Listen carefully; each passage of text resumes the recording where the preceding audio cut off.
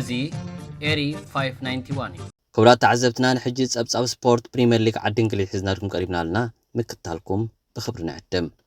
አርሰናል ኣብ መበል 35 ሰሙን ፕሪሚየር ሊግ ዓዲ እንግሊዝ ኣብ ልዕሊ ፉልሃም 3-0 ብምዕዋት መሪሕነት ኣብ ላዕለዋይ ደረጃ ፕሪሚየር ሊግ ኣውሒሳ ሽወደናዊ ጥቃዓይ ቪክቶር ጆከረስ ንጋነርስ 2 ሸቶታት ከመዝግብን ከሎ እንግሊዛዊ ኮኸብ ቡካዮ ሳካ ድማ ነታ ሳልሰይቲ ሸቶ ኣመዝጊቡ አርሰናል ካብተን 6 ጸወታታት ተሪፍዋ ዘሎ ማንቸስተር ሲቲ ብ6.4 ጸብለታት ሸቶን መሪሓ ኣብ ቅድሚት ተሰሪዓ ትርከብ ድሕሪ ስዕራ ብኢትሓድ ንኽልተ ተኸታታሊ ጸወታ አንጻር ኒውካስልን ፉልሃም ዝተዓወተት አርሰናል አንጻር ኤቨርተን ብሬንትፎርድን እትገጥም ሲቲ ንትህባ መልሲ ክትጽበያ አሰልጣኝ አርሰናል ሚኬል አርቴታ ኣብ ኩሉ ውድድራት ዝዓመት 4 ጸወታታት ብምዕዋት ነቲ አርሰን ቨንገር ኣብ ሓደ ዓመት ስፖርት 39 ዓወታት ብምዝጋብ ሒዝዎ ዝነበረ ክብረ ወሰን ሰይርዎ ኣሎ ማይልስ ሉዊስ ስኬሊ አንጻር ፉልሃም ዘራየ ብሉጽ ብቕዓት ኣብ ምክልኻል ኣብ ማርቲን ዙቢሜንዲ ዘሎ ክፍተት ኣጉሊሕዎ እዩ ስኬሊ ኣብ ቦታ ዙቢሜንዲ ኣብ ምክልኻል ዝጎደለና ሓይሊ ድራይቭ ኣምፂልና ኣሎ እታ ኩዕሶ ብዝቐልጠፈ ምንቅስቓስ ናብ ቡካዮ ሳካ ምስ ተቐበለት ምስ ሓደ ተኸላኻላይ ጥራይ ክገጥም ኣኽኢልዎ ህላወ ስኬሊ እውን ንዴክላን ራይስ ዓቢ ለውጢ ኣምፂኡሉ እዩ ስኬሊ ነዚ ናይ ምስጋር ተራቡ ሙሳድ ካብ ተኸላኸልቲ ኩዕሶ ብምቕባልን ኣብ መንጎ ማእኸላይ ተኸላኸልቲ ብምውዳቕን ንራይስ ኣብ መወዳእታ ናብ መጥቃዕቲ ክጽምበር ናጽነት ሂብዎ እዩ ቅድሚ ሕጂ ራይስ ነዚ ስራሕ ንምስራሕ ኣዝዩ ብቑዕ ምዃነ ነይሩ እዚ ማለት ኣብ ሜዳና ብዙሓት ተጻወትቲ ነይሮምና ማለት እዩ ሎሚ ግን እዚ ተቐይሩ እታ ጋንታ ድማ ዝያዳ ሚዛናዊት ኮይና ኣላ ምዕባለ ናይ ዝመንእሰይ ተጻዋታይ ብጽቡቕ እንተተመሓዲሩ ሓድሽ ቶማስ ፓርቲ ናይ ምዃን ዓቕሚ ኣለዎ ኣብ ጸወታ ብዝራየ ብቕዓት ኣዝየ ተመሲጠ ዝበለ ናይ ቅድም ተጻዋታይ አርሰናል አለን ስሚዝ እዩ ፖል መርሰን ብወገኑ ሎሚ አርሰናል ንፉልሃም 3-0 ኣብ ሰዓረትሉ እዋን እቲ ዓቢ ዘረባ መንእሰይ ማይልስ ሉዊስ ስኬሊ እዩ ነይሩ ስኬሊ ኣብ መጀመርታ ኣሰላልፋ ንፈለማ ግዚኡ ብምውራዱ ዘደንቕ ብቕዓት ኣርእዩ አሰልጣኒ ሚኬል አርቴታ ኣብዚ መንእሰይ ዝነበሮ እምነት ፍረ ረኺቡሎ ክብል ርእይቱ ሂቡ ተጻዋታይ አርሰናል ቴሪ ሄንሪ ብወገኑ አርሰናል አንጻር ፉልሃም ዘራየቶ ብቕዓት ዘገርም እዩ ነይሩ ኣብ ኤሚሬትስ ኣብኡ ነይረ ብዓይነይ ክሳብ ክንደይ ጽቡቕ ምንባሩ ርእየዮ እዚ ንውድድር ዋንጫ ኣገዳሲ ዓወት እዩ ሸቶታት ድማ ዝያዳ ርእሰ ተኣማንነት ይሂባ ቀዳምነታተይ ኩሉ ፕሪሚየር ሊግ እዩ ንሻምፒየንስ ሊግ ዓይነ ዝጥምት እንተኾይነስ ስስዕ ኸይትሉኒ ብምባል ርእይቱ ሂቡ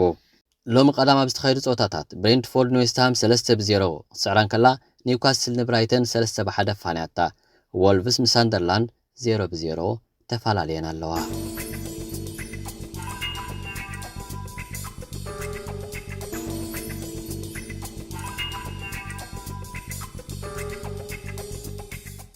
ካብ ኩዕሶ እግሪ ከይወፃና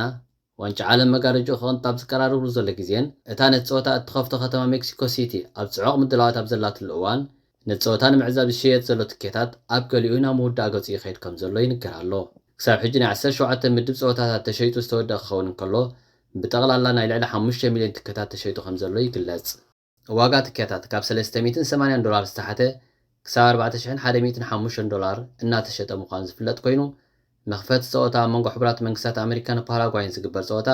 እቲ ዝኸበረ ዋጋ ኮይኑ ካብ $4105 ክሳብ $2000 ዝሽየጥ ዘሎ እዩ እቲ ዝሓሰረ ዝተባህለ ድማ ኣብ ፊላደልፊያ ዝግበር ጸወታ ኮይኑ ኣብ መንጎ ኣይቮሪ ኮስትን ኩራሳዋን ዝካየድ ጸወታ ንምርኣይ ዝሽየጥ ዘሎ ትኬት ኮይኑ ኣሎ ምኽባርን ምሕሳር ትኬታት በተደጋጠምቲ ሃገራት ዝውሰን ኮይኑ ጸወታታት ኣርጀንቲና ንምዕዛብ ካብ $2475 ክሳብ $2925 ክሽየጥ እንከሎ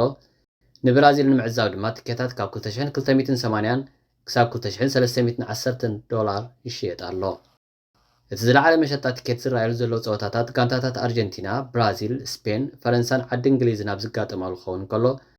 ዝሓሰረ ትኬታት ዝሸጠሉ ደሎ ድማ ጋንታታት ኣውስትርያ ምስ ሊባኖስ ኒውዚላንድ ምስ ግብፂ ኬፕ ቨርደ ምስ ስዑድያ ኣልጀርያ ምስ ኣውስትርያ ኣብ ዝገጥማሉ ምዃኑ ጸብጻባት መሸጣ ትኬታት የረጋግጹ ቱርኪ ምስ ሕብራት መንግስታት ኣሜሪካ ብራዚል ምስ ሞሮኮ ደቡብ ኮርያ ምስ ሜክሲኮ ዝገብሮ ጸወታታት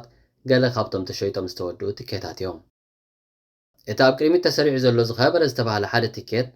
ኣብ ኣትላንታ ዝካየድ ፍርቂ ፍጻሜ ንምዕዛብ ዝሽየጥ ትኬት ክኸውን እንከሎ ዋግኡ ድማ $9660 ተተሚኑ ኣሎ ኣብ ተመሳሳሊ ኮፍ መበሊ ቦታ ዘለዎ ኣብ ዳላስ ንዝካየድ ፍርቂ ፍጻሜ ንምዕዛብ ድማ $11130 ተተሚኑ ኣሎ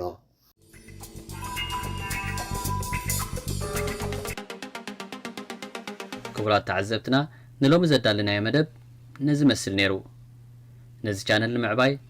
ላይክ ሳብስክራይብ ክትገብሩ እናዘኻኸርና ሰሰናዩ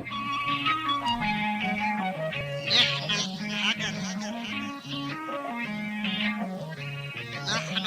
من الوطن